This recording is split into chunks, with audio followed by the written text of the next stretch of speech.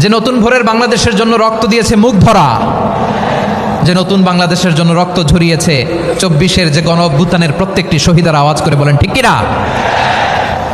আল্লাহ তাআলা আমার দেশকে তুমি নিরাপদ করো, শান্তিময় করো, আমরা যেন স্বাধীন সার্বভৌম বাংলাদেশে মাথা উঁচু করে বিশ্ব দরবারে দাঁড়াতে পারি। আল্লাহ তুমি তৌফিক দান করো। আওয়াজ করে সবাই পড়ে আমিন। প্রিয় ভাইয়েরা, আমি আর কাল বিলম্ব না করে আসুন সরাসরি মহাবিশ্বের মহাগ্রন্থ আল কোরআন আল কারীমের তাফসীর শুনি।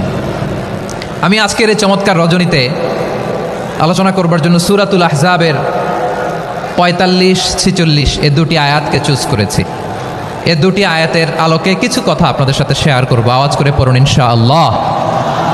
তার আগে আসুন একটু দেখে নিই আপনারা কে কোথা থেকে এসেছেন। আপনারা সুনামগঞ্জ জেলা থেকে কারা কারা এসেছেন দেখি। সুনামগঞ্জ, মাশাআল্লাহ মাশাআল্লাহ মাশাআল্লাহ, ঠিক আছে, হাত নামাও। সুনামগঞ্জ গেল। হবিগঞ্জ, হবিগঞ্জ, ঠিক আছে, হাত নামাও। মৌলভীবাজার দেখি, মৌলভীবাজার, মাশাআল্লাহ, ঠিক আছে। এবার সিলেটের কারা কারা দেখি।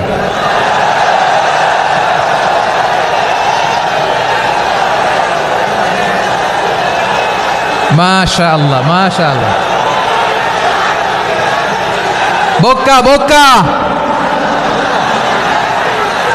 ঠিক আছে ঠিক আছে, মাশাআল্লাহ মাশাআল্লাহ, I like it, I love it, মাশাআল্লাহ।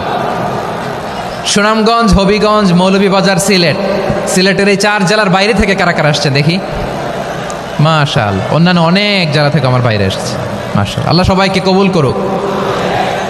আজকের এই প্রোগ্রামকে, এই তাফসীরুল কোরআন মাহফিলকে আমাদের নাজাতের ওসিলা বানাক। 3 দিন ব্যাপী দেশের প্রথিতযশা অত্যন্ত বিজ্ঞ প্রাজ্ঞ ওলামারা যে সমস্ত আলোচনা, দিক নির্দেশনা এই মঞ্চ থেকে আমাদের জন্য রেখেছেন, আমরা যেন সেগুলোর উপর আমল করতে পারি। আল্লাহ তৌফিক দান করুক। প্রিয় ভাইয়েরা, বড় গ্যাদারিং, অনেক বড় শোডাউন, জনপ্রিয়তা, এগুলো আমাদের উদ্দেশ্য না। আমাদের উদ্দেশ্য হচ্ছে আল্লাহর সন্তুষ্টি। সিলেট, আওয়াজ করে বলো, আমাদের উদ্দেশ্য কার সন্তুষ্টি? আল্লাহর সন্তুষ্টি। ওইটা যদি পাই যথেষ্ট। আলহামদুলিল্লাহ আলহামদুলিল্লাহ।